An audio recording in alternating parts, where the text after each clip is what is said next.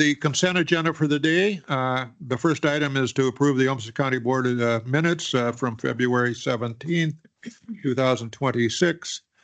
Secondly, to the award the contract for the fiber extension to the Public Works Service Center project. Third, the acceptance of Pollution Control Agency grant, multi-family food scrap collection expansion. Fourth, to approve a consent letter and resolution authorizing American Tower to place additional T-Mobile infrastructure on Graham Park cell tower. Next, to award the contract for the Olmsted County Material Recovery Facility Work Scope 1 General Construction. Next, to award contracts for the Olmsted County Materials Recovery Facility Work Scope 2 Mechanical Systems. And lastly, to award contracts for the Olmsted County Materials Recovery Facility Work Scope 3 Electrical Systems. Does anyone want to pull any of those? Move to approve the consent agenda. Second.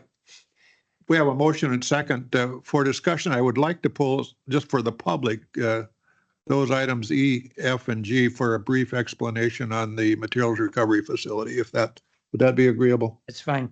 Okay. With that, would there be a motion then to approve items A through D? So moved. Motion, Second. is there a second? There's a second. All in favor of approving those consent agenda items? Aye. Aye. Opposed, nay. And Mr. Tony, would you come up and just hit E, F, and G for us? Not extensively, but for the public more than anyone. So again, I recall that, Mike, sorry, there you go. There we go. As you recall, we approved the materials recovery facility, which is actually solid waste 2.0. It's working in conjunction with our other facilities, such as the waste energy facility, the landfill, the recycling center. So what it does is it's actually a two-mode system that brings in recyclable material. We're able to separate that out. And instead of it going up to the Twin Cities to be sorted, it actually can be recyclables can be sorted at this facility, as well as the garbage. So the second mode of the system is removing those recyclables from the garbage as well. And so right now we've gone out for bids, as you can see, for the general construction, which includes things like the utilities, the foundation work for the building, then as well as you can see item F, which is the mechanical system, and then item G, the electrical system for the new building that's going to be attached to the south side of the waste energy facility. And like I said, they're going to be working together in tandem, removing those materials, the recyclables from the garbage, but also bringing in the recyclables and actually having them sorted here locally and then marketed here locally rather than going to the Twin Cities. So good. Okay, any questions on that? Thank you so much. We appreciate that, Mr. Hill. And is there a motion to approve E, F, and G in block? Move to approve. Motion, and there's a second. Any discussion then? All in favor, say aye. Aye. And thank you. thank you. Yep. Okay, moving on then to, there are no discussion decision items, so we'll move into informational items. We have the Chamber of Commerce Momentum 30 presentation. Welcome to the County Board. Mr. Parsons, and proceed to introduce yourself and proceed. Perfect. Excellent. Good morning, Chair Senjum, fellow commissioners. My name is Ryan Parsons. I'm president of the Rochester Area Chamber of Commerce. Thank you for welcoming myself today to share more information on our Momentum 30 initiative. The goal of today is to share information with you on the details of the program, as well as potentially request your support. So I will provide very brief background on how we got to bring forward Momentum 30. And it really came about through a unique way that we were excited about. So in 2024, we put forward a new program. It was an intercity visit program in which we visited a peer community in the region. That was Sioux Falls, South Dakota. That was a valuable opportunity for us. They had an opportunity to visit us, take away some best practices, make some connections, and learn from that experience. Now, for us, what was valuable there is that we had the opportunity to do the same. And what really stood out for us as we engaged with Sioux Falls, both their public and their business community was how they really rally around specific priorities in the Sioux Falls area. They really are a cohesive unit, both public and with the business community on moving forward. And as we stepped away from that experience, we really were taken aback in a positive way of really the success that they've seen through such an initiative. So that brings us then to after the intercity visit. As an organization, we started to look at where is that opportunity for us as an organization to bring something similar, but still catered to what the Rochester region, Olmsted County needs. So from there, as an organization, we started to identify some priorities of which we thought would work well in such a program. We're very lucky as an organization to have strong ties, obviously, to our public partners, the business community, and we were able to identify 3 potential priorities: talent attraction and retention, business attraction and retention, and advocacy. Now, to help support those, we also have our data that we receive from our business outlook survey that we conduct annually. That data is very helpful, and that also helped to reinforce what those priorities were. So from that point, we started to build out what this program can look like, and that is what I will share information with you on here today. In addition to our connections with the business community, our business outlook survey results, we also did conduct a feasibility study after we had this at a high level of draft. And the feasibility study was very helpful, and it gave us some feedback and adjustments that we needed to make. What it also did, though, was it reinforced that the priorities that we had included in Momentum 30 were appropriate and were relevant to the area. So before I jump into this, 2 notes. The information that is with you on these slides is not comprehensive, not in any way. It is very high level, and for full details of the plan, please do refer to the copy that you all have. That will go much more into the details with this. Second, as our organization has communicated with others, has started to bring this forward, there's been 3 guiding principles in all of this work. It's enhance what is, build what is missing, and just what do we need to be able to do as a community to be competitive in the region. Now, to give you an example of some work that would fall into that what needs to be enhanced bucket, that's really our work within advocacy as well as business retention work in the area. That is something where, with so much need in the area to have those kinds of conversations, the more people that are working within it, the better. What is missing in our area, good examples of that would be the talent attraction and retention part of this program. That is an outstanding example of that. And another would be a proactive business attraction strategy. That is another missing piece in the area. All of these would play very well into our ability to compete with our neighboring communities. So, as I go through this, please know that this will be brief, and I look forward to the questions afterwards. Somebody advanced the slides for me. Thank you for doing that. Appreciate that. So first is talent attraction and retention. Southeast Minnesota has a fast-growing labor market. However, with no unified regional recruitment effort, we are at a disadvantage against Midwest peers. So what Momentum 30 will bring forward is a talent attraction strategy that will really work to make sure that we are highlighting the career opportunities in our region, the quality of life, and really the opportunity ahead that can be there for talent. It's outstanding that we have the job growth that we do as a community. That is great. At the end of the day, though, if we do not have the talent to meet those needs, there will be continued challenges. So the talent attraction piece of this is pivotal. Now, we can talk about talent attraction, but you can't have that conversation without looking at how we can retain and develop the talent that we do have locally. That is critical in that work also to meeting workforce needs and to growing as a community. So within that, build within Momentum 30 is enhancing what is currently available within our organization in career pathways, career experiences, making sure that we are engaging with students at different points in their education. This can be K-12 and higher ed, so that they're aware of the different opportunities, the different career paths that are available to them in Olmsted County.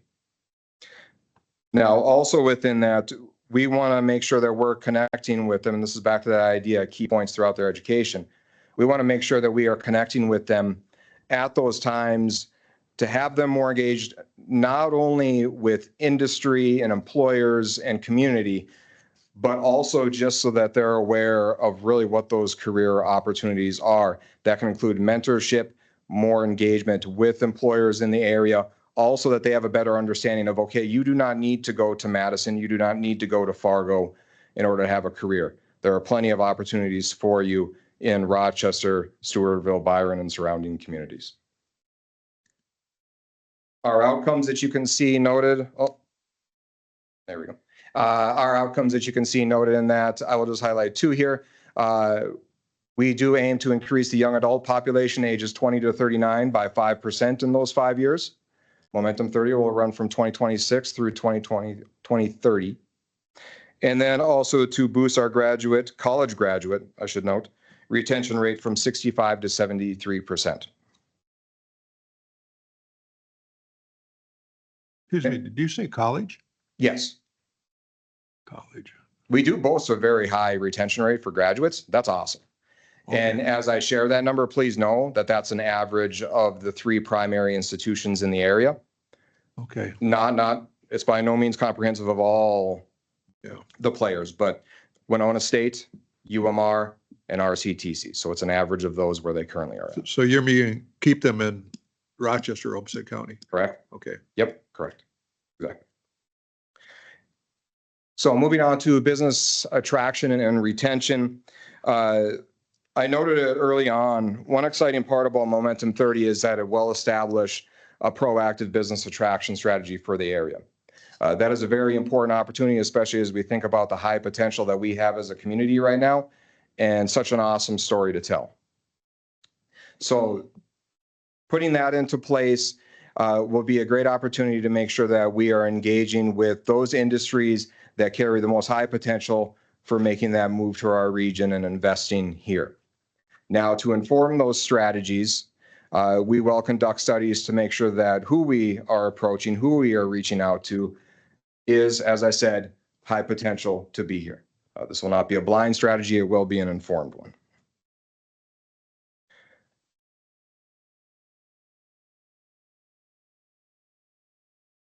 Through this, we'll also add a business attraction and retention coordinator to the chamber team. And that's one thing I should note within this too. This is not the idea of through Momentum 30. We are adding all of this without the idea of, okay, who will be pushing this? Within this, there will be chamber team members that will be assigned to this work, including new team members expanding our team and our ability to do this work. That business attraction and retention coordinator position is an important one. And, I think with that, especially as we look at that attraction piece, investment in business attraction and retention, it is vital to us at this time. And it's vital to encouraging industry diversity, a vibrant regional economy, and to maximize the potential of our region. Our outcome within that is the creation of 3,500 new non-healthcare or construction-related jobs. And I'll share more on that in just a moment. To the third pillar, business advocacy. The chamber already has a strong emphasis on advocacy at all levels. When I say all levels, I'm speaking of local, state, and federal. As we look at our growth ahead, capacity is our primary challenge within that. Momentum 30 would expand our capacity as an organization through the addition of another policy team member that will be able to help us remain and grow in terms of how we represent our community on those levels, local, state, and federal. Also falling into that advocacy piece is expansion of a big part of why we're having this conversation today, and that is that intercity visit program. We've had members that have joined us on that.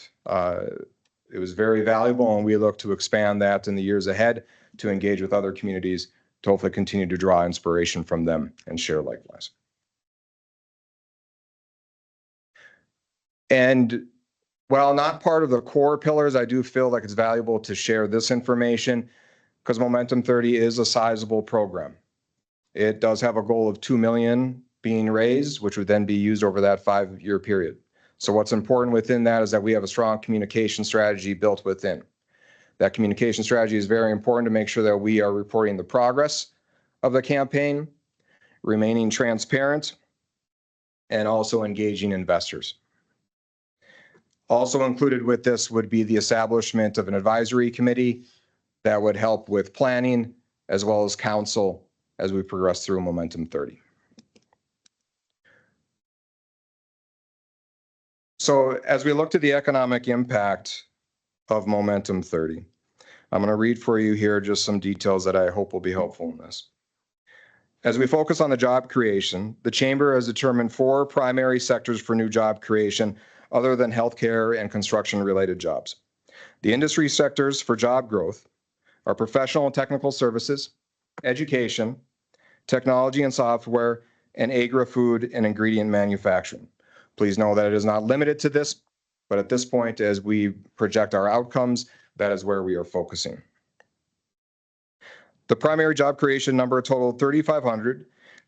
We view that figure as reasonable considering job growth in Olmsted County over the past few years as reported by the Occupational Employment and Wage Statistics from the Minnesota Department of Economic Development, Employment and Economic Development. New jobs will also support additional indirect jobs estimated at 2,100 from formulas supplied by the Bureau of Economic Analysis, U.S. Department of Commerce. And then to the earnings impact and consumer spending, the Bureau of Economic Analysis also has formulas to determine the consumer expenditures resulting from job creation. Their jobs impact models indicate that the annual disposable personal income from these direct and indirect jobs is estimated at $241 million annually.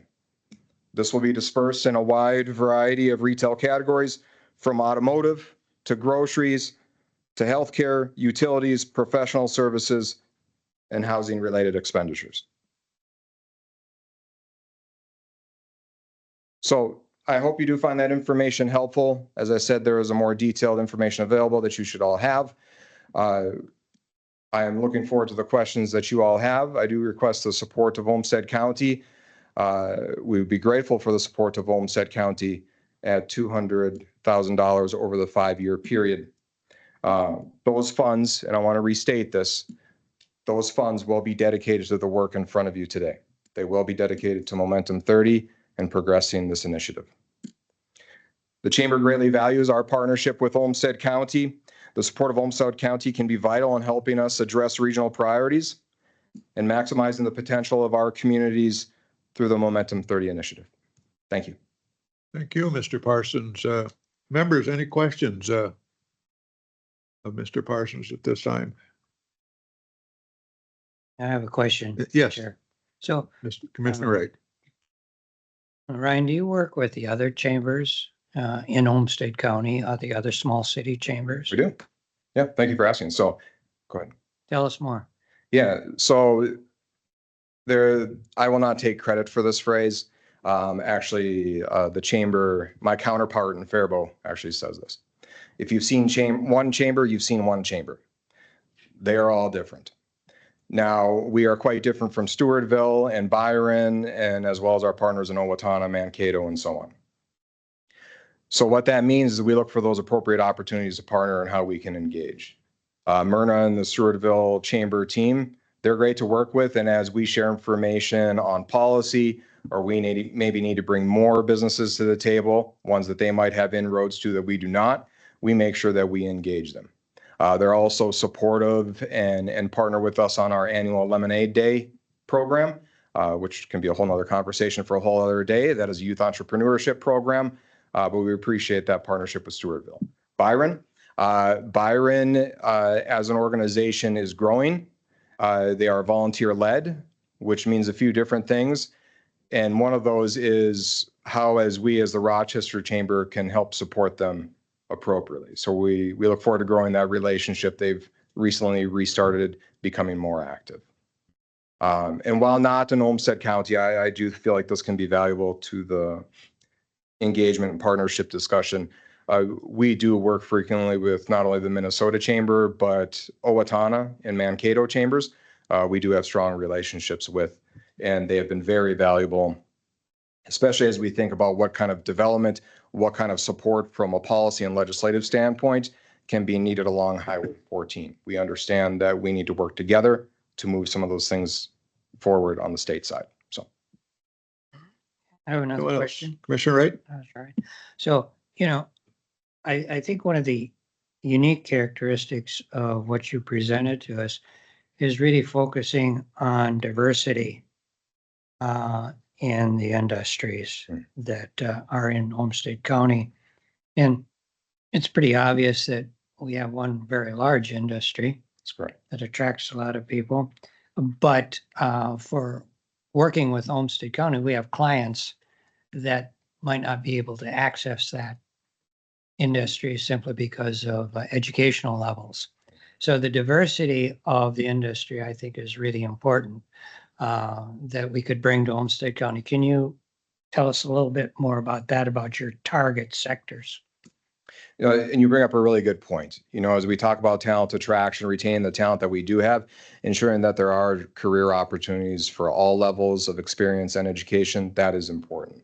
What we aim to do through this business attraction work is find the opportunities to engage with those industries that might not be as dominant here.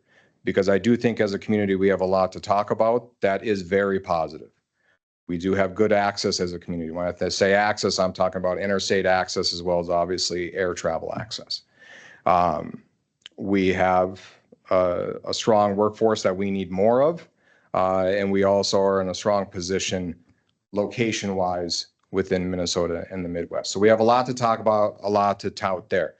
Now, to the goal of bringing in more, and please keep in mind, I'm just sharing potentials here. Within manufacturing. That's very important because it goes to your point of different education levels, different experience levels are going to warrant different career opportunities. So the more diversity that we can have as a region, not only is going to give more opportunities for us to attract talent, but also to retain talent. And I think the big piece within all of this too is a more diverse economy and more diverse industry base helps us be more resilient as an economy. We're already blessed to have what we do. There's no doubt about that. Healthcare and education, those are outstandingly resilient industries. There can always be more. Thank you. Thank you. Others? Commissioner Tyne? Well, I'm generally supportive of this, but I do have some questions. So I believe our county grows at a rate of more than 1% a year already. So how are you going to measure increasing 5% in 5 years? How are we going to know that it wouldn't naturally have occurred? Or is this 5% in addition to what our natural growth rate is? And how are you going to determine that? I think one way that we're going to look at that is that job growth. As we continue to have job growth and the feedback that we get as we work to attract talent, we're going to be mindful of, yes, what that natural growth is. And obviously the future, is to be seen as far as how that continues to grow. But we're confident that through our work, we can ensure that a 5% is hit and ideally go beyond that as well. What you're talking 3,500 new jobs. What is our historical trend in Olmsted County? How many new jobs have there been in the past 5 years? In the past 5 years, I can speak more to the last year. So if we look at August to August last year, Rochester, outstanding 5.9% job growth. That is outstanding. And I think as we look forward, that job growth will continue. And in order to make sure that we meet those demands, that ability to bring in workforce is going to be critical. I don't disagree. I wonder if your goals are too easy. I mean, that they're already happening without this. So, as counties, we get seemingly an infinite number of requests for help. So we've got to decide. We don't print money at this level, so we have finite funds. So, I don't like raising taxes. So why should we fund this over something else? I think it goes back to that idea of what the community priorities are right now, especially as we're at this time of such great potential. Investment in this type of work can be valuable, not only to encouraging a higher quality of life, life, diversifying the tax base, but also just ensuring that we continue that growth as a region and make the most of what we have in front of us in terms of potential. And, you know, that investment, you know, and just to dig a little bit more into the growth as a community and what that can mean for a tax base and so on, that's additional revenues that can be put towards infrastructure and other goals as a community, which can be valuable as we continue to. Well, no doubt. develop. I just want to, if we move forward to this, at 5 years, I want to be able to say, well, if we hadn't have done this, we wouldn't have been able to accomplish this. I'm a little concerned that I wouldn't be able to differentiate between where we stand 5 years from now with or without it. So I'm a little worried about that. Can I make one more point? Yeah, yes, of course. I also have a little concern about your third leg of your stool, your advocacy. Because sometimes advocacy in favor of a business climate is advocacy against a county priority. So we may be up at the legislature advocating for this to be able to serve our people. And at the same time, the chamber may be pushing back against that because nothing we do comes without a cost, obviously. So I'm a little concerned that we're going to be funding some of our opposition on some issues. So we may have future conversations about that, how that works. And we would be happy to have those discussions, and that is not uncommon. The support of this type of work is not new to communities. It is new to Rochester. And I think what we can look at with that is in terms of advocacy, we have been very grateful and very proud to support Olmsted County and a lot of the work that happens, especially within bonding. We have a strong working relationship with city staff, including legislative reps, and we will continue to do so. Does that mean at some point in the future, we might not agree on something? Of course. But with that, we just look at it as, okay, that's one instance, but we're going to focus on all the good that we can do together, including Highway 14, the interchanges there, and any other type of support that might be needed at the state level. Fair enough. Thank you. Yeah. Thank you. Good Great. question. Commissioner Rossman. Oh, okay. Mr. Hopkins. Thank you for that presentation, Ryan. There's a lot of things in this initiative that I support, especially as a chamber member for our business. But when I look at some of your goals, let's just first start with quality of life and the evaluation and keeping graduates here, et cetera. County programs and services are woven all throughout what you're saying you're supporting. That is happening every day, whether it's public health, public safety, infrastructure. Those are programs that are put forth by the county, and that is our role mandated to us across many, many things. I think about, career development. We support Workforce Development, Inc. and bringing graduates and helping clients through their workforce development, et cetera. So I'm just curious, with your strategic planning and your groups and your surveys as you put this forth, was that acknowledged? Did you talk about the tremendous role that the county already plays in supporting many things that are here? How did that come into conversation? Yeah, we did. I think that's a big part of it. It takes multiple partners to make all of this move forward. And as we talk about quality of life, many factors come into that, obviously. Healthcare, the services that you mentioned, job opportunities.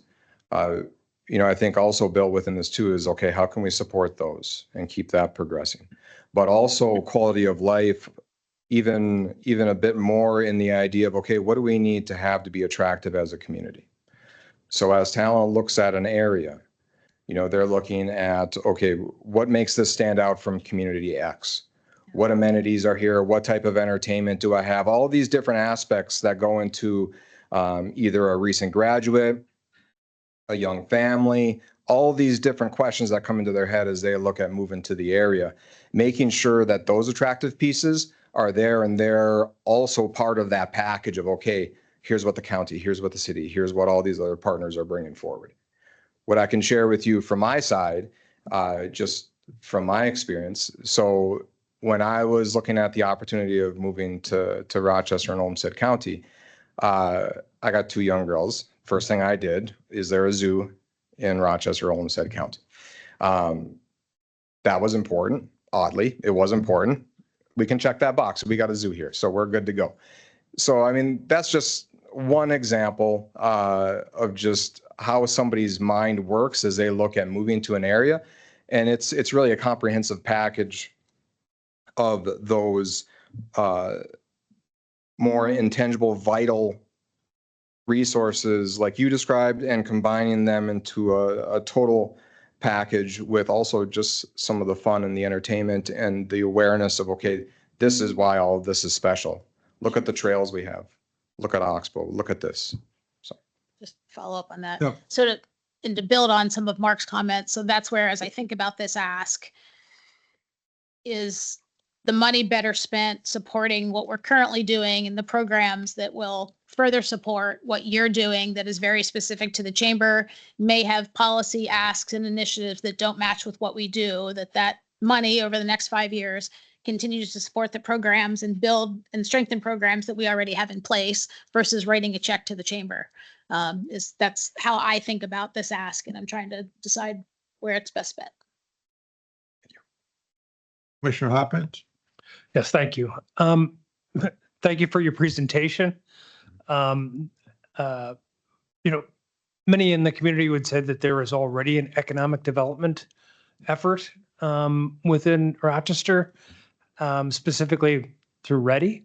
How would your efforts differentiate from those efforts that we already have in town?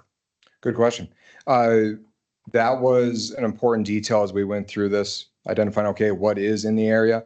As I shared early on, this is all built around that idea of how can we enhance, bring what is missing in order to be more competitive. Ready does great work, strongly focus on funding, investments, and other pieces. What is missing in the area, though, and when I say area, I want to emphasize greater Rochester and surrounding communities, is a proactive business attraction strategy. We have so much to talk about here, and we should be shouting it from the mountaintops. And that is a big piece that Momentum 30 will bring, is that investment into making sure that we are working to attract industries to our area, then enabling us to make those appropriate handoffs to other organizations so that they can run with it. Back to the idea of, okay, what's missing and how can its introduction work well into moving everything forward together? So yeah, I do have a follow-up. So I just want to share a quick story. You know, I'm a small business person in town here. And we recently had a tech person come down from the cities to do an installation of a piece of machinery. As we were conversing back and forth, she noted that she loved coming to Rochester and she loved this community. And that she would move here in a heartbeat if there was a job that she could find. It says to me that, you know, we could attract more people if we have a bit more of a diverse economy. Mayo Clinic is a wonderful resource and a principal driver for our economy. But as a business person, you know, having one customer puts you in a very vulnerable position. And as a community, having one major employer also puts you in a vulnerable position. So diversifying that economy and creating new opportunities for people here, I think is a very worthwhile effort. Thank you very much for bringing it up. Thank you. Well said. Was Commissioner Tyne? Are you making a similar ask in the city of Rochester? Yes, in time we will. Oh, in time you will, okay. If this moves forward, I think you see 2 full-time employees on here. Correct. Potentially a third as well. Okay, so what happens in year 6? How are you going to fund that? Is this, Great question. And that honestly goes back into that investor relations piece of this. That communication, that transparency, that understanding of where we are at throughout the program and throughout the campaign. Because our goal with this is not to just have Momentum 30. We're looking for Momentum 35 as well. You know, and we want to see success in this so we can retain those positions. But I think it's also important that as an organization, as an employer, that we remain nimble too. So we might find after those 5 years, okay, how do we need to adjust as we look to that next iteration of this? And that might include some adjustments to what that staffing looks like.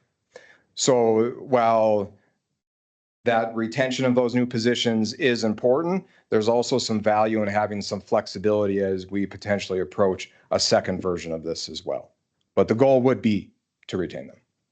What's your total project cost of this program? Total project cost? Yeah. We will operate within the 2 million rate. 2 million. Yeah, okay. so that's our boundaries. And within that, obviously, we have our budget plan, we have our work plan. This is not going to be a scenario in which all of that is available day one. It's something where it needs to be built over time, so we need to make sure that we prioritize our work within.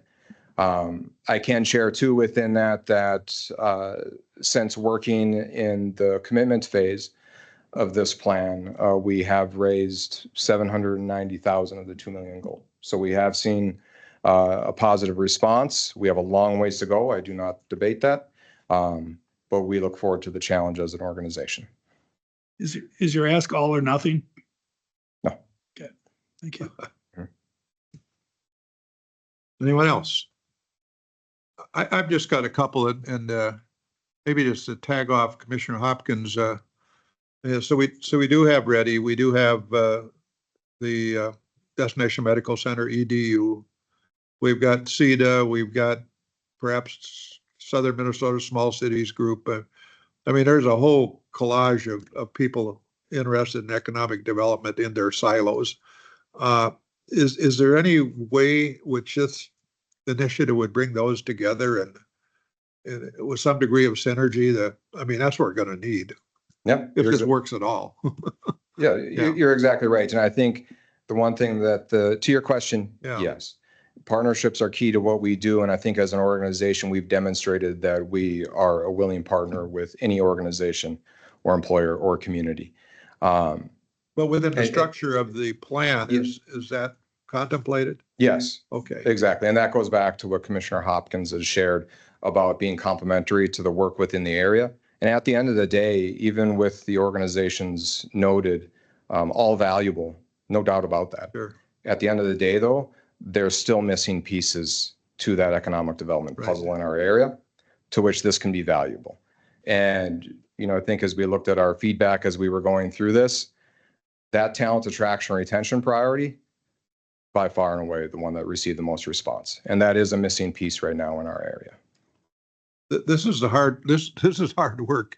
I'm remembering if you go all the way back to the 90s or maybe the late 80s, and we had something called Future Scan 2000. This was on our mind because we were still at that point, although IBM was bigger, we were still looked at as almost a one business community, and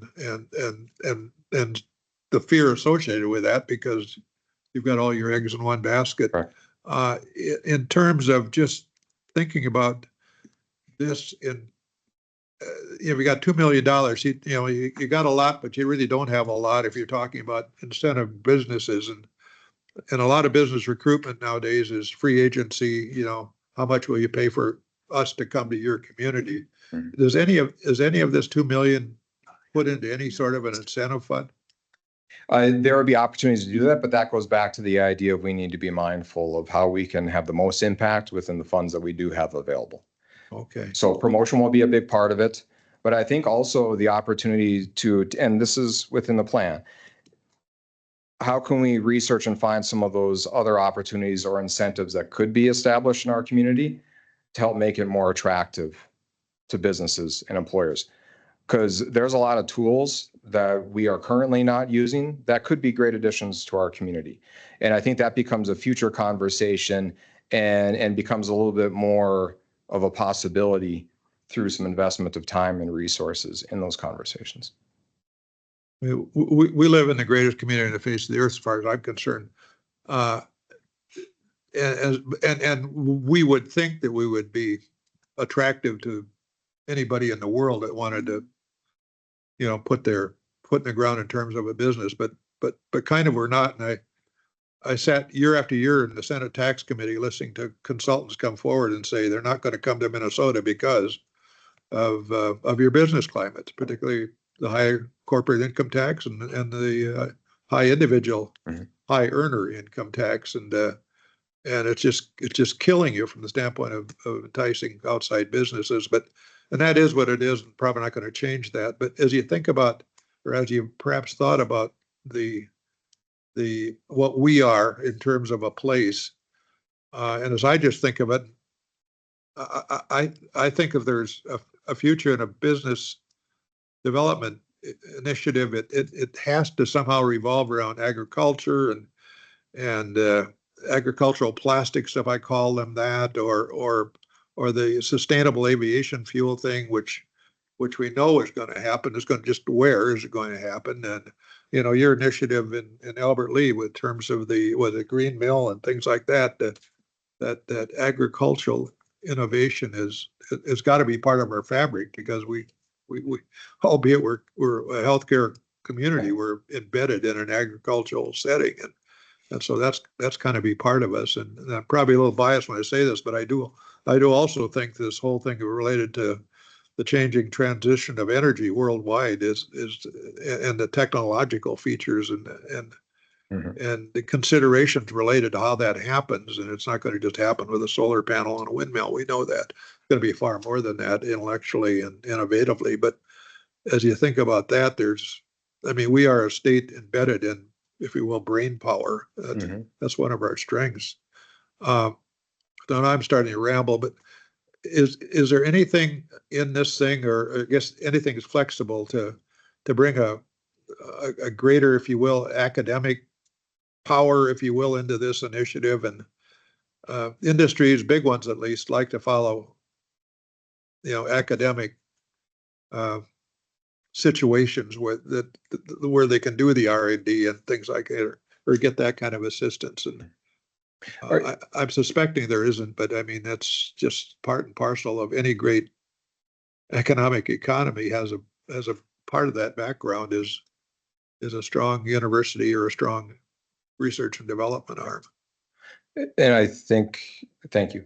Yeah. And I think we're very blessed to have the higher education partners that we do have. Of course, exploring the opportunities for further growth in higher education is always something to explore. No reason not to. But I think it's also looking at how can those partnerships with our existing be used to develop on some of what you just said.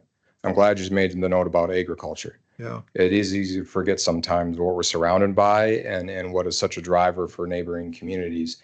That presents also some industry growth opportunity as well, because there's a lot to be told with our story. So to the agriculture piece, yes, I think that's very valuable. Also within that too, we think about some of the resources that the county has now and is developing and is in the future. Energy Park is a great example of that. Yeah. As we look at the potential of what that can be and the different opportunities that are there, I think to be able to have a platform to really help other industries explore how they can engage, how they can be a part of, I'm just using Energy Park as an example, but that or other is going to be critical. And I think within that too, when we look at higher education, they always welcome those opportunities to be connected to key industries. So it's a bit of a build it, and they will start to see that value in coming and building along with that. And I think we see that in some of our peer communities where they maybe have a strong agriculture presence. You're going to see a barn, you're going to see some silos, and right next to it, you're going to see an extension building with some educational opportunities for students. Members, are there any other questions anyone has? Okay, well, our plan at this point is to set this aside for either a committee of a whole meeting or a retreat discussion, but to have more discussions about this individually. But we really do appreciate you coming today, and there's probably more questions as this sort of incubates in each one of our minds, and we can follow up with that with you. And but thank you so much for coming today and for an outstanding presentation and frankly a wonderful packet of material for us to study. Excellent. Thank you. Thank you so much. Okay, next then on our agenda is review of property records and licensing, and the Finance Department will provide an overview of Minnesota property tax system. Welcome to the lectern, our dearest financial officer, and please introduce yourself. Absolutely. Commissioners, good morning. My name is Wilfredo Romancatala. I'm Olmsted County Chief Financial Officer. And this will be a good opportunity for us to partner with the finance department, partnering with our property records and licensing as we're sharing the stage this morning. As you're well aware, property taxes are one of the most important revenue sources for us as a local government, but they are also one of the most misunderstood. So our goal for this morning is to hopefully step back and help you connect the dots at a high level. We will review important timelines, share some roles, how property is classified and valued, how tax rates are calculated, and how those pieces come together eventually on a tax statement. As you will see outlined in the presentation you'll see this morning, this process involves multiple jurisdictions. It's not just a county, there's school districts, cities, townships. There's also the state involvement. There are changes in market values. There are voter-approved levies. So there's many opportunities for this to get very complex fairly quickly. And the county plays an important role in this complex process. That is one that is a very large system. It's not just the county. We will also review how Olmsted County assessment results compare to state standards. I think that's an important component of this presentation. And how new construction means for our tax base and how state property tax relief programs impact a portion of our property homestead homeowners. I think that one of the things that will be very new for all of us in this presentation are those values.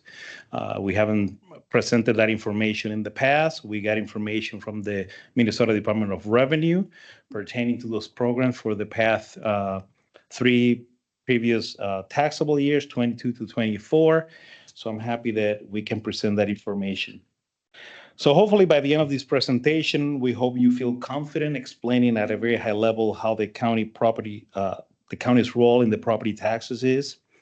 And for that, I'm going to ask our acting county assessor, Julie Hackman, and the associate director of property records and licensing to help us start with that process here, that part of the presentation. So I'm managing this from my computer. So if something is not working out, we'll figure this out. Hopefully this is going to work out well. There we go. Thank you so much. Any questions before he leaves? There we go. Yeah, right here. Sensing that, welcome, Ms. Hackman. Good morning, Commissioners. Julie Hackman, Associate Director of Property Records and Licensing, as Bill Fredo said, here today as the County Assessor. Whether it be because of valuation, classification, education, licensure, or even appeals, the assessor's duties are rooted heavily in statute. So I'm going to say 99.9% because there is probably that caveat. The majority of what we do is listed in statute as a requirement. So for the county assessor, the staff in the assessor's office, our primary duties are to classify and property and estimate the market value of it. And so what that entails, approximately 78,000 parcels in Olmsted County. So our staff of 20 appraisers are tasked with viewing just over 15,000 parcels every year. So according to statute, we have to look at every parcel in the county once every 5 years. What that means first, if you look in statute, is actually physically inspect. There are some caveats that you can do some aerial photos if they're within specific periods of time. So they even have rules for how many years you can go for via aerial photos. So those are the two main things. Again, we reference the statute on the bottom because that is heavily rooted in where that falls. When we talk about classification, state of Minnesota has created, the legislature has created multiple classifications for properties that exist. So classifications such as agricultural, residential, apartment, commercial, those are the main classes of property. And then each within that, there could be subclasses, whether there's homesteaded, non-homesteaded, special circumstances, there could be veterans, there could be blind, disabled. And then it goes down to multiple classifications of even, state assessed property for machinery and transmission and distribution lines. So we say there's probably about 43 main classifications that we work within. And then with that, there's subclassifications based on some of the statuses of some of those properties. You can see off to the right, the classification rate that goes along with that. There are differences between what classification rates certain properties pay on. So residential property has a 1% classification, whereas the commercial property is split between 1.5% and 2%. So just in general, off the top, commercial property pays at a higher classification rate. Apartments in between, they're at about 1.5%. Unless you look at some of the low-income apartments, they have changed that in statute where they actually pay less than a residential property. Any questions? So, yeah, Yes. Yes. 43 and subsets. Mm-hmm. So does that make 70 altogether? I can't even tell you how many there are altogether. We have flow charts on our wall. If you ever come back and see us, we actually have flow charts on our wall to determine what classification I might come and who down there and look and at who can that. get. And then you get into Homestead. So there's even more subsets of it in regards to that. So yeah, the state does create some, especially for agricultural properties, creates flow charts so we can determine. And then it determines what application on top of it they have to pay for. How big is the wall that those are on? I'm going to say, I could tell you. Yeah, it's pretty big. Yeah. Yeah. It'd have to be. Yeah. Thanks. Yeah. This rendition is just to Can I show. just ask a question? Yeah. So when we talk about the statewide business property tax, is that on here? The state general tax. Yeah. The state general tax is just And what that it's rate very is? common on the right of who pays it. Now, what rate is it? It changes every year Oh, really? based on a formula that they send us. They send us the rate. I want to say it's somewhere, I don't know exactly what it is this year. I could find that out for you, but Okay. somewhere between in the high 20s or low 30s. I think last year it was like 33% Thank you. or 0.33. Yeah.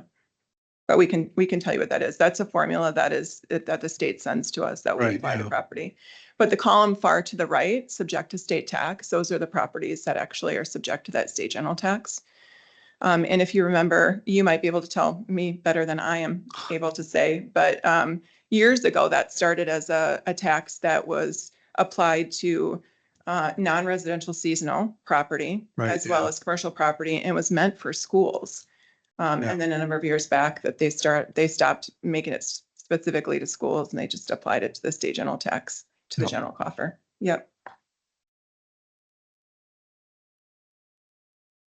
This graph just really shows the process of how valuation falls into place. So if we look straight in the center of that diagram, it says the January 2nd assessment date. That's the date every year that we set values as of that date. But if you look off to the left, the sales period that we use is much different than, say, somebody who goes through a bank to get an appraisal. And, you look at sales in the last 6 months. Our sales are actually about 1.5 years old. So for the 2025 assessment for taxes payable in 2026, our sales period was from October 1st of 23 to September 30th of 24. If we look at that now, we're almost halfway through our sales study for taxes payable in 2028. So that's how far back we have to look. Part of that is to give taxpayers, when we send notices out, we give them 1 year in advance notice of what their value is, so that they have an opportunity to appeal that value.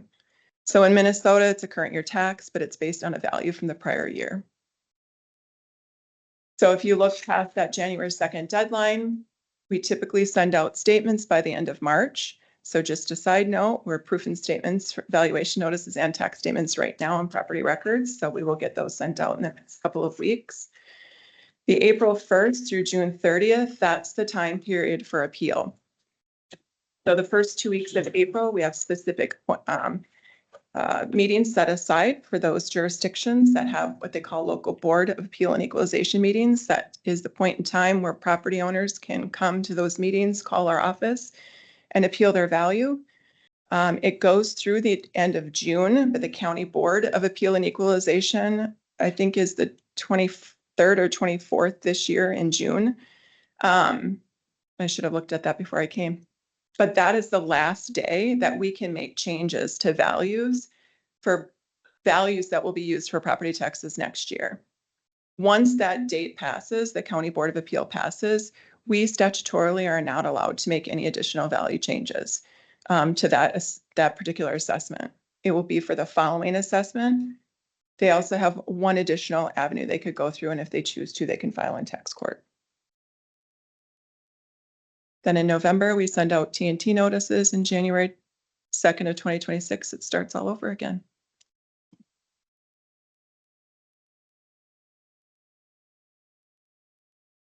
This is information that we get from the state. We are required to log all of the sales that happen within the county. So when they get submitted, a copy also gets submitted to the state of Minnesota. So our requirement is that we're required to review those sales and verify a good portion of them. Commercial, industrial, apartment, and agricultural sales, we are required to verify every single one of those sales. Residentially, we have 80, if the ratio, which is the value that we have placed on a property and take that into consideration with the sale price, if that's between 80 and 120%, we don't have to verify those, but anything outside of those ranges we do. The state of Minnesota determines a sale range of 90 to 105%, an acceptable range for values. So our value in relation to what that property sells for needs to be between 90 and 105% of that sale price to be considered an appropriate level. So this graph essentially is telling us for the median for all properties in Olmsted County, our residential median is 93.88% for taxes payable in 2026, well within that guideline. Commercial, 93, and so on. This is actually what we would consider a report card from the state of Minnesota. We submit information to the state of Minnesota multiple times during the year when it comes to classification and values.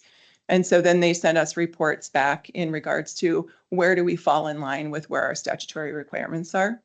This is our final report card from the state, from the 25 assessment, page 26. So here shortly, we'll get our 26, page 27 to figure out where our ratios are. And we'll address those during county board and local boards of appeal here in April through June. Anybody have any questions on this slide? Questions?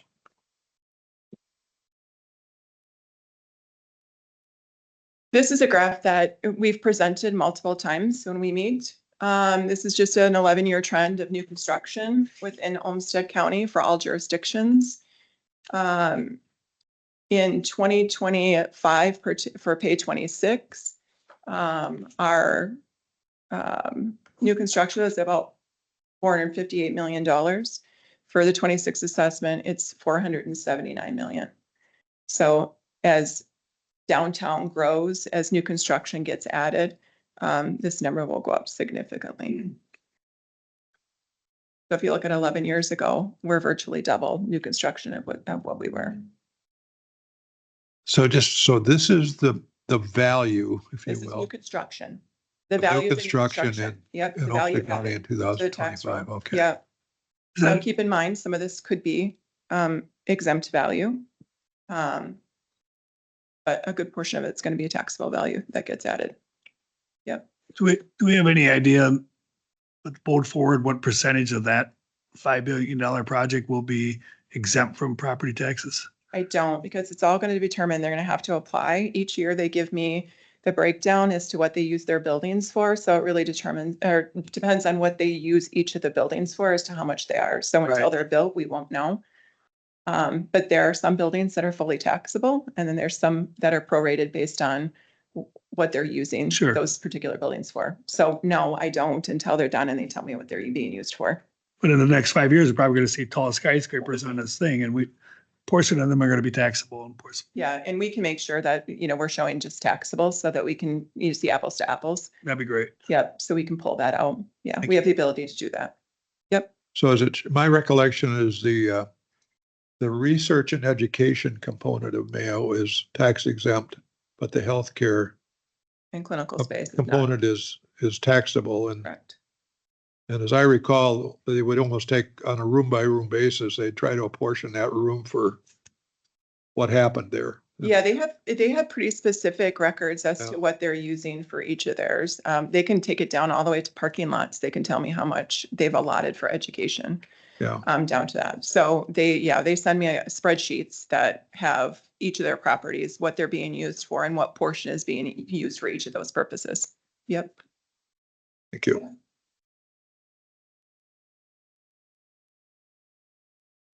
This is similar to the prior graph that we showed. This is just the property timelines. So you notice there's a lot more dates that are added to it. So this is where the tax dates then are added on top of it.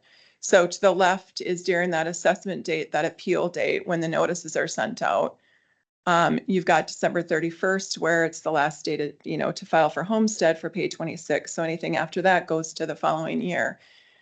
We are now at March 31st, 2026. We're, just past halfway point on this particular one. We're going to be sending out notices here in the next couple of weeks. They need to be sent out by the end of March. Our goal is to send them out, a couple of days before the end of the month, so they get them in time for boards of equalization. And then May 15th, first half property taxes will be due. So we'll go through the first half property taxes, second half mobile homes, that type of thing, and then we'll start the process all over again. Yeah. Any questions on this graph? Okay. And then Mary is gonna do the county auditor portion. Hi, Commissioners. Hi, Welcome. Commissioners. Mary, I'm the Director of Property Records and Licensing with Olmsted County. And as Julie mentioned, she focused on the assessment side of the piece, and I'm going to highlight what the auditor's piece does for Olmsted County. In Olmsted County, we refer to the auditor's piece. That department is known as the Revenue Department, or sometimes we call them the Tax Department. So the two main things. People, I'm the only older one, but people don't know that you are the auditor, perhaps. Correct. I mean, we went to from an elected auditor to an appointed auditor. You somehow don't get called auditor anymore, but you really are. Yeah, the resolution documents that. But yes, we're still required to have a county auditor, and that is covered under that. So the two main things that the auditor's team focuses on, or the highlighted things, is they calculate proposed and final tax rates based on the levies that are sent to us from all the taxing jurisdictions. They also prepare the tax statements and the truth and taxation statements that Julie referenced, that we are in the process of wrapping up. So I'm just going to walk through very high level how we can calculate taxes. Okay. So as I referenced, the one thing that comes in is the levy amounts from each of the taxing districts, which I know you guys work with Wilfredo on what Olmsted County's levy is. And we read in the paper when that's all going on, how much that's increased or decreased or what that is. So it is the levy divided by the total tax capacity. That equals the tax rate. Okay. Julie's team works on the value, which goes into creating the tax capacity. The tax capacity then is divided by the tax rate to come up with the property tax payable. As I mentioned, total tax capacity is the taxable market value multiplied by the relevant class rate that Julie referenced. Okay, and we'll walk through that a little bit. And then the property tax capacity is what it is for that individual piece that we're taxing. So the levies come in, as I mentioned, they come in from the city, the county, the schools, and special district, to name the main ones. Townships are also part of that. So they send us their levy that gets put in by the tax team. So we're going to walk through the rate, the calculation for a single family home that's valued at $600,000. We are also going with their non-homesteaded just for simplicity. So as Julie showed, on a class rate of a single family, anything below 500,000 or below the taxable market value is classed at a 1% rate, and above 500,000 is classed as a 1.25. rate. So you can see in the calculations that it equals 5,000 is 1% of 500,000, and then 1,250 is the remaining 100,000 times the 1.25. That creates a tax capacity of that parcel of 6,250. Okay, so all the parcels are converted to tax capacity. The next one, we're doing the very same value, but this is classed as a residential. It's a 3A property. So as you note, their rates are different. Their first 150,000 is taxed at a 1.5, and then anything above 150,000 is taxed at a rate of 2%. So you see us do the calculation there, 2250 for the first 150,000, and anything above that, the 450,000 is times 2% is $9,000, creating a tax capacity of 11,250. And at the residential one, if you remember, was at the 6,000. Okay. So now we take the levy provided by the taxing entity divided by the total tax capacity of all properties in the county. So we actually used Olmsted County's levy, and you'll see it's broken down between the library and then the general operating of the county as a whole. So we took the county levy of 132 million, and it's divided by the tax capacity of our county for 307 million. So that creates a rate of 0.431. And then if you add in the library piece for those that don't have a library that are taxed specifically by that city, then the total tax rate for Olmsted County is 0.44. So now we're going to take the tax rate, unless you guys have any questions. Okay. The one thing I'm going to reference is the tax rate. As I know Wilfredo has shared with you, Olmsted County's been very fortunate. Our tax rate continues to go down. That is much in turn due to the growth that Julie referenced that we see in new construction. So Olmsted County would be considered very fortunate to have that opportunity to see their rate go down while still continue to maintain a budget that allows for those services that we need.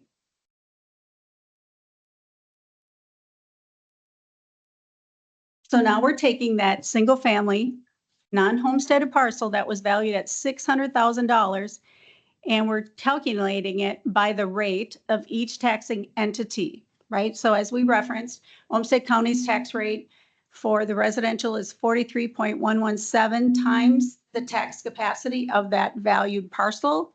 6,250 equals 2,694,000. So we do that all the way along for the city of Rochester, the school district, and then there's a market value rate that is in there that just confuses the rest of everything. I can never explain it properly. And then we have the HRA. Okay, so that house at 600,000 would pay $8,700 in taxes for Olmsted County. Now the next piece I'm going to share is that residential properties pay their taxes to city, county, school, and special districts. However, commercial also has a state tax, which Commissioner Senjum brought up. They pay an additional tax to the state. And that rate is actually on here, which you were requesting, 28.857. So the same parcel that was at 600,000 for a commercial is now double, nearly double what a residential house is at that same value. We go through the same process, but the tax capacity value that's attached to this is much higher than what it was at a residential parcel. Is there any questions on that, or do you want me to walk through it? Okay. The other thing Julie referenced is we're in the middle of doing property tax statements, and unfortunately, I don't know how many people actually look really into their tax statements. They just look at the bottom dollar and say, my taxes went up, correct? And on this one, this tax went up just about $1,200. But if you go through here and you go line by line to see, and I'm sure you guys are all aware of it, but to be helpful, like Olmsted County's tax went from almost $1,600 to $1,850. So we're looking at $150. When you go down through here, the major carrier of the increase is the school levy, right? That is a separate thing people vote on. And so this, our county, we're fortunate, believes in education. So the city of Rochester had a levy passed. That was a nearly $500 increase out of that $1,200 difference from year to year. Okay, and then you can also see on this parcel, they have the sidewalk district. This team also maintains the sidewalk district figures that are sent to us from the city. Okay. And then the other piece on your tax statement is the top portion that really people need to look at too, is where it shows that you're homesteaded or non-homesteaded, and if you get the homestead exclusion. So on this one, if we look at the 2025, the value was 442,800, and the exclusion for that was 6,698, bringing their taxable market value down to 436,000. Okay, that's really the focus on that because I know that gets asked. And as Julie showed on the timeline, state statute requires that you submit your homestead application by December 31st of the year before. So to be homesteaded by this year, you needed to have submitted that to us by December of 2025. And then the market value exclusion program, as we know, the state changed the values. So the exclusion is tapered down as you get to 95,000. It starts to taper down to 507, all the way up to the value of $517,000. So a couple years ago, they changed that and increased the value. So that's where we've seen that on the top of that tax statement. Okay, I'm not sure. I know you guys received this video. It was done with by PAC. They contracted with a vendor out of Byron. And I know it was sent to you guys in your Friday report, but we wanted to make sure the public sees it. So we get to show it to you right now. Is there any questions before that starts? Questions? Okay. None. Thank you. Thank you very much for, well, we'll thank you in block as you finish this, David. Great presentations. Have you ever looked at your property tax bill and wondered, how is this calculated? Or why does it change from year to year? Let's break it down, plain and simple. Taxes are money we all pay to help fund important services, like schools, public safety, and parks. Property taxes are just one type of tax, and they help pay for services we use every day, right here in Olmsted County. Each year, local governments, like cities, counties, and school districts, plan how much money they'll need. They set a levy, which is the total amount they plan to collect through property taxes. Each taxing district sets its own levy and holds public hearings to invite community input before finalizing plans.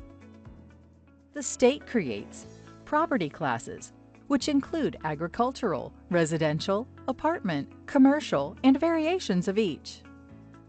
State tax rates for commercial, industrial, and seasonal properties. Homestead credits, green acres, senior deferrals, and veterans programs, as well as rules for the county assessor and county auditor to follow. All of this affects your final tax bill. Your property tax starts with determining its value.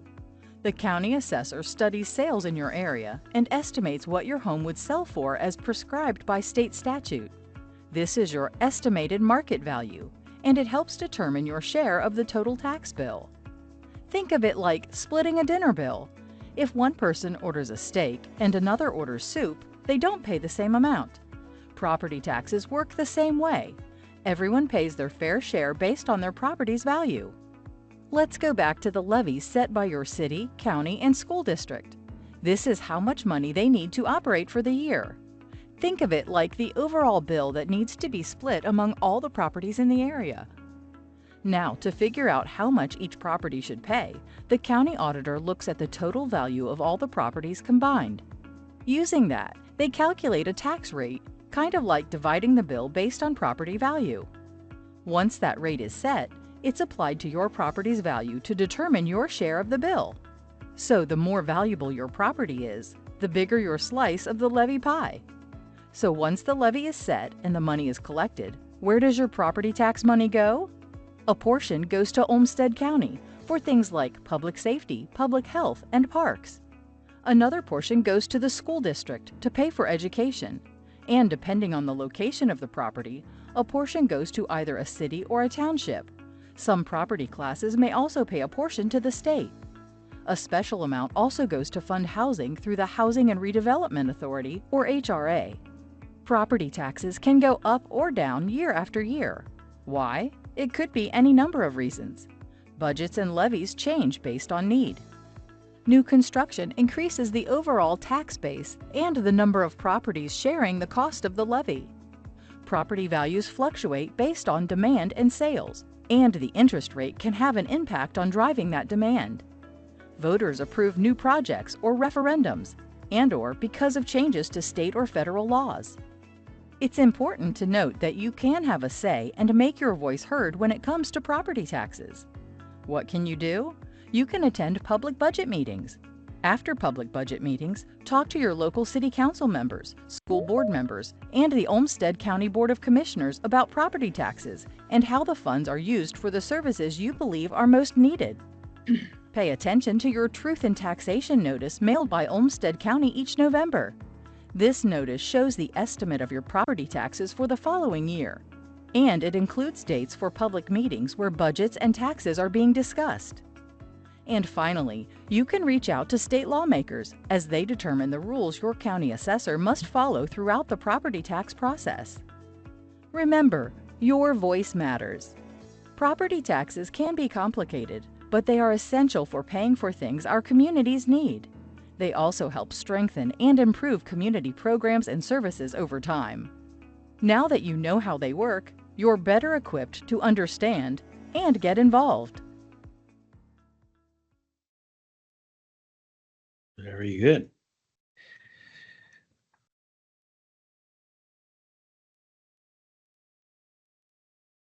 So with that said, I shared with you back in December, there's a number of refund programs that are administered by the state of Minnesota. These are two of them here, the regular refund and the special refund.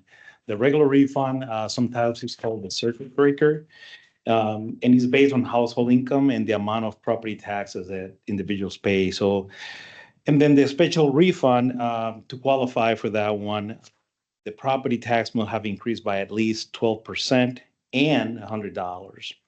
And this is not because there being any improvement to the property. This is not income-based, and there's a maximum refund of $1,000. And now this is the part that is new to you. We haven't shared with you in the past. We collected this information, some of this information from the state of Minnesota to see how much in reality is coming back as a refund to our homesteaded properties.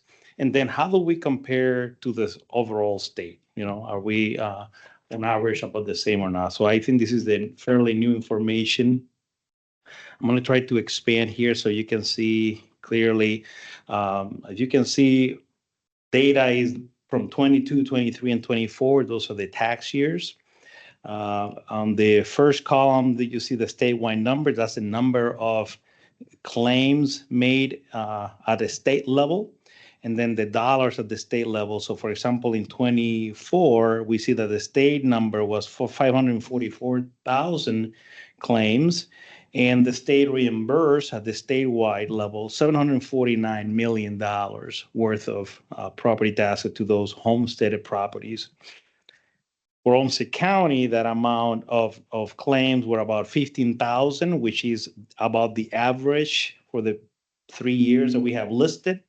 And then we have about $20.5 million sent back to those homesteaded properties. So on average, we're around the $21 million mark as well, when it comes down to Olmsted. Then, as you can see here, if you want to see how that shows at the average level, so in 22, our regular refund average was about close to 1,400, while the state was a little bit higher at 1,464. Then in 2023, we were 1,277 on average, while the state average was 1,325. And then in 24, we just a little bit shy ahead of the state average at 1,393 compared to the state average of 1,376. So that at least give us some perspective, what is happening versus in the past, we didn't have that information from the state. I did ask, are there any demographics you're able to share? Unfortunately, at this point in time, they were not forthcoming with that information, so we can better understand some of those demographics, if you will, at a high level. But that gives us some idea that we're not drastically different than when it comes to refunds, about the average amount of dollars received. Just again, a reminder, it's an income-based program, is the largest source of property tax relief. For us, it's fairly stable participation, as you can see, averaging 15,000 per year. And if you look at the average for Olmsted County between 22 and 24, the average refund was around 20 million, or about 2.6 of the total state refund dollars.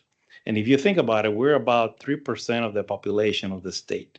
So we're not drastically different. And the number of households in Olmsted County are also around 3% of the state households. So from that perspective, if you look at numbers in different angles, it looks like we're just basically at par with the state average when it comes down to those refunds. And then again, this is a state administered program and a state funded, so we don't have a say on it. Our involvement is, of course, at the local level is the levy, right? How we set the levy. But this is where the income state program and the property state programs comes to collide a little bit, and then the state does the reconciliation. They say, well, obviously there's some money that needs to be sent back at the local level. Questions here? It's not. Yeah, thank you. So that this is just the special refund. That's the smaller piece. These numbers are not as consistent. There's more volatility between the years, as you can see, at least for Olmsted County. But at the state level, if we expand that a little bit so we can, oops, sorry about that. I got too fancy and I don't know what I'm doing. You can see the state level, the number from 264 claims or 49 million in 22 down to 57,000 or 8.2 million in 24. While we at Olmsted stayed fairly consistent between those 2 years at 5,672 in 22 or close to 700,000, coming back to those homesteaded properties.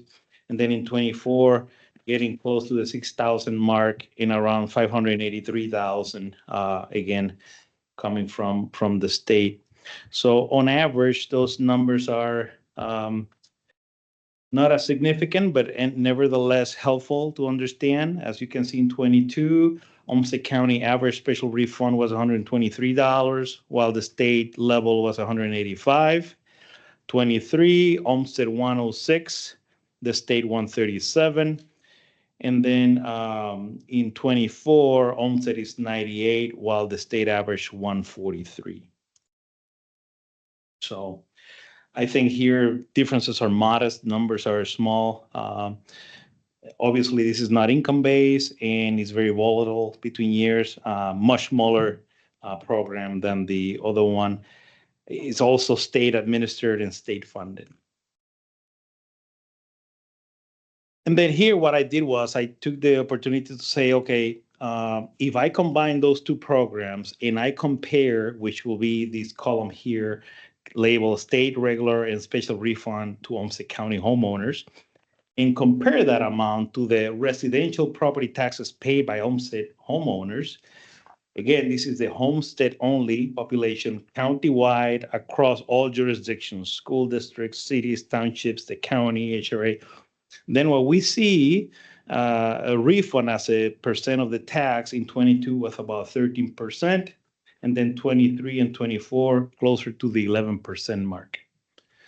So just to give you some context and perspective of the numbers. Then again, this at least the number information from the refunds that's coming directly from Minnesota Department of Revenue. I don't have any additional context. Hopefully these are accurate as they're coming from the source, but I don't have any more details about these. Questions? Let me stop here, see if there are additional comments or questions. That's none. Okay. Very good. So then there's all the two programs. These are more at the senior, the property tax deferral for senior. This is for individuals older than 65 and have a household income of $96,000 a year or less in order to qualify. The property owner will pay the property taxes up to 3% of their total household income. Anything above that is paid by the state as a loan. And then eventually when the property is transferred or sold, then that loan gets paid. Current estimates, we have about 12 seniors participating, or 12 properties in Olmsted County participating in this program. And then we have the market value exclusion for veterans with a disability. These market value exclusion programs reduces the market value of the home for tax purposes, which may reduce the individual's property taxes to some extent, some down to zero, depending on the circumstances of the value of the property and the level of exclusion that the veteran is eligible for. This program is administered at the county level. We do that here with a combination of the veteran services as well as PRL staff in order to the assessor's office to work on that. We have currently about 742 properties participating in this program.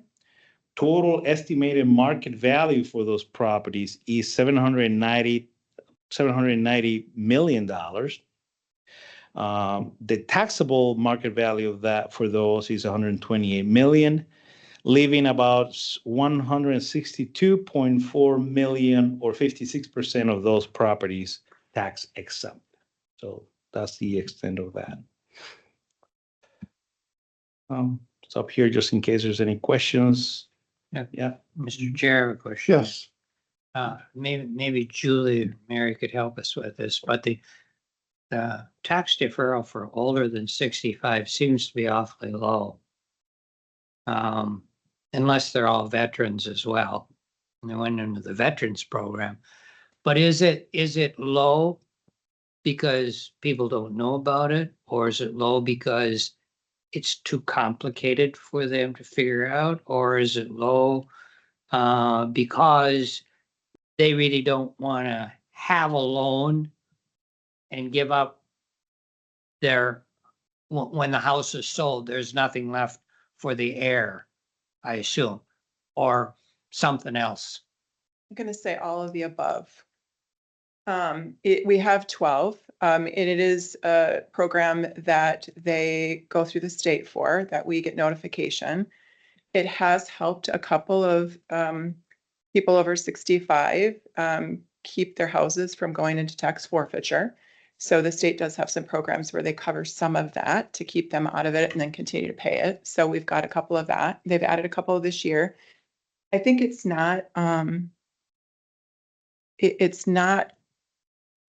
well known in the respect that I don't think there's active conversations that happen about it all the time. Mm-hmm. And I think the biggest part of it is because it is more or less a reverse mortgage on the property. So I think people are hesitant to the lien part of it, where the property taxes then go against it as a lien on the property that then get paid back. So I think people are becoming more open to it.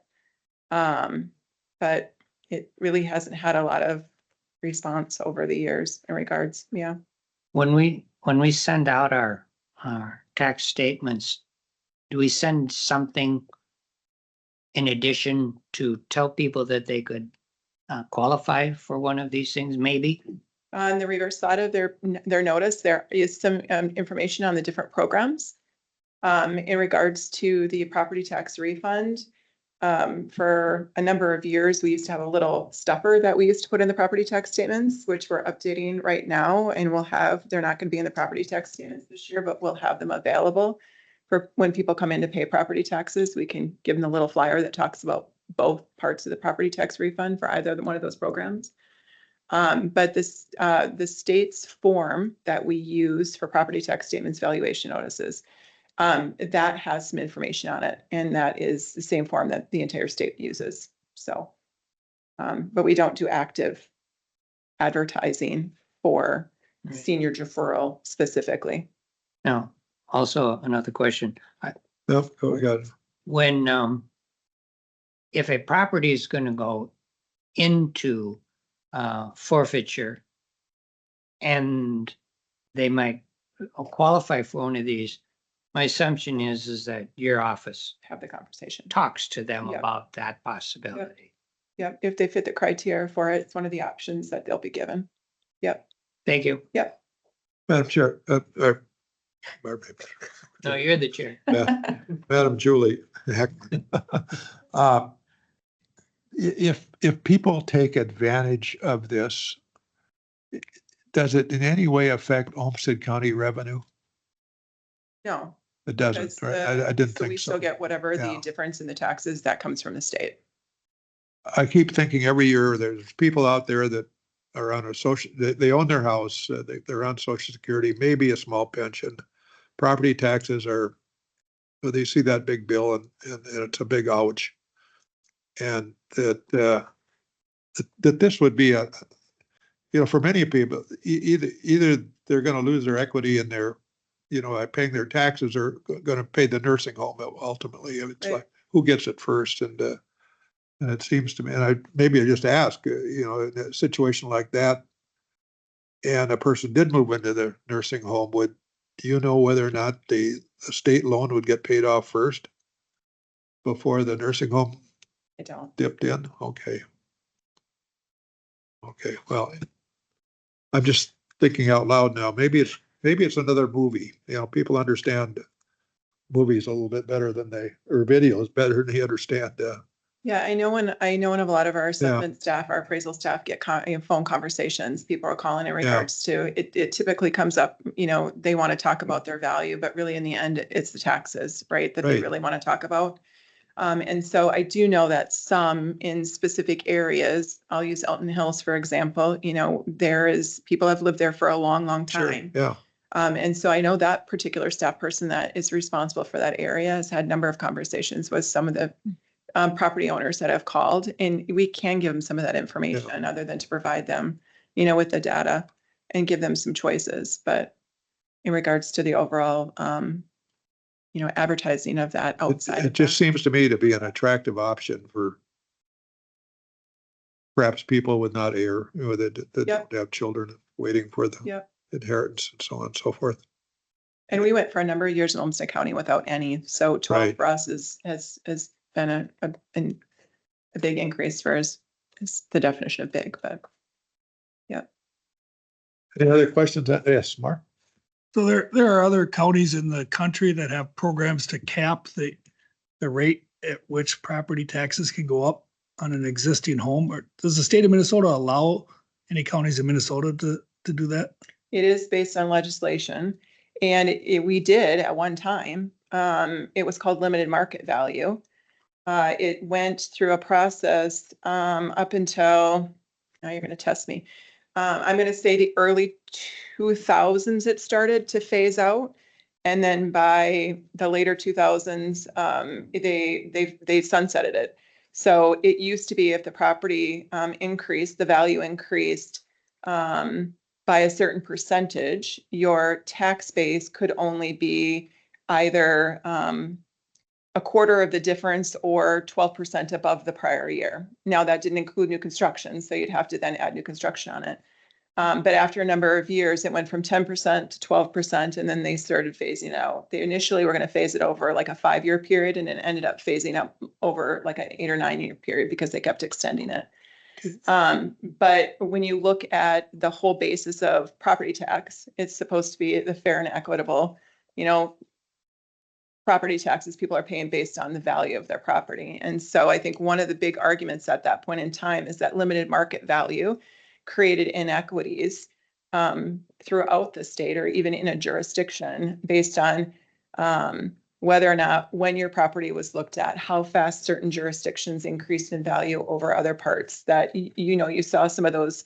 Somebody with a value of $200,000 might be paying taxes on 150, where somebody who is next door who had a higher value at the time is still paying at $200,000 with the same house. So yeah, they sunsetted that. And I know that there has been conversation during the legislative sessions over a number of years, and it really hasn't gone anywhere. I mean, every year somebody brings that up again, but it really doesn't go any further than that at this point in time. So maybe it will at some point, but It seems like that program is a lot more complicated than it had to be. I mean, like Collier County, once you're in a house, your property taxes can increase more than the consumer price index or 3%. Yeah, the state of California is like that as well. Yeah. Yeah. But we couldn't. Not without legislation. Okay. Yeah, it would have to be a legislative change. Yep. Other questions? Just one, and I don't know the particulars, but there's as of yesterday, conversations about levy limits in this year's legislative discussion. Perhaps you're not ready for it. I don't even know if there's a bill yet, but okay, we won't go into that then. That'll be for another day. Any other discussions, conversations, questions? Thank you all for a great presentation. And are you finished at this point? I'll be You in have a some minute summary? and I'll let you go eat. Yes. You've got a thank summary you. here. Okay. Absolutely. Okay. Yes. So I can't finish without a summary. So thank you for your attention, and just thank you to my partners in public records and licensing, Julie and Mary, for the wonderful presentation as well. So basically, the state establishes the class rates, set the amount of homestead market value exclusion, and controls property tax relief programs. Property taxes are based on value, classification, and levy decision across multiple jurisdictions. And the county sets only one portion of the tax bill. Assessment results, obviously, as you saw, meet the state standard for accuracy and fairness. New construction continued to expand and strengthen our tax base. And state refund programs return roughly somewhere between 11 to 13% for our homesteaded taxes, homestead homeowners. And I would like to end with the process is structured, is transparent, and includes multiple opportunities for public input. Thank you. Good. Thank you. Final questions, comments? Seeing none. Once again, thank you all for a great presentation and a good educational opportunity for us all. So moving on, board and committee reports. Are there any? Mr. Tyne? Nope. No report. Right. No report. Commissioner Mueller? No report. Commissioner Hopkins? Nothing to report. Commissioner Laurel Podolsky Smith? I will report on our recent trip to the NACO conference in Washington, D.C. I was joined by my colleague, Commissioner Senjum, and by Administrator Granzi.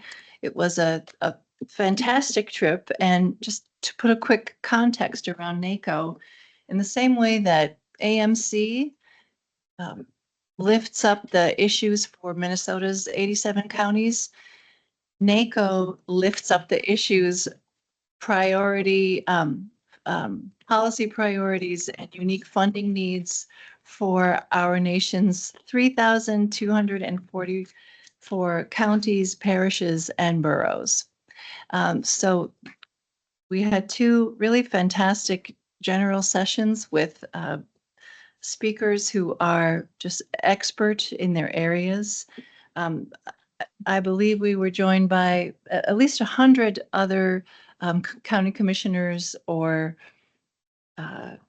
county staff leadership from Minnesota. It was a great opportunity to network and to meet colleagues and to hear what's going on in other counties.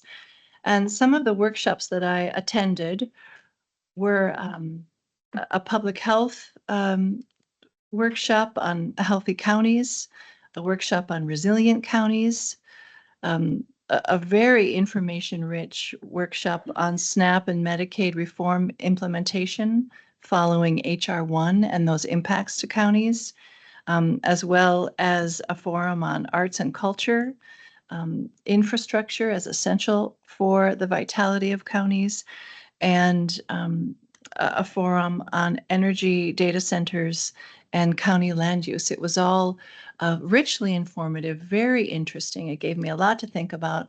I took a lot of handouts, which are in our break room. And then really the pinnacle of it was meeting with our federal lawmakers and lobbying policy and funding priorities that we brought to the lawmakers themselves or to their staff. And as in previous years, I found those conversations were so professional, so collegiate. They went very well in my perspective. You know, they took excellent notes and were prepared for those discussions. And you know, I foresee good things happening from those discussions as well. And I'm just grateful for the opportunity to have gone. Great. Mr. Rossman. And I'll just tag on those NACO comments. Again, I thought an excellent conference, a lot of good opportunities to learn, interact, and so on. The cuts, federal cuts to state programs, in particular human services programs, was certainly paramount in terms of discussion. Data centers were big object of discussion, but all in all, a good opportunity. And then I'll just comment a little bit briefly relative to my assignment to the Olmsted County History Center. They are seeking in this year's legislative session to, over time, if you will, remodel their History Center facility out there to make it certainly more modern and larger from the standpoint of the things that they want to do. They have a $4 million request into the state government for that with a $2 million local match, which is a lot of money for a local history center to raise. But these individuals are enthusiastic about it and up to the challenge. So that's interesting. So let me just end with a John Quincy Adams quote.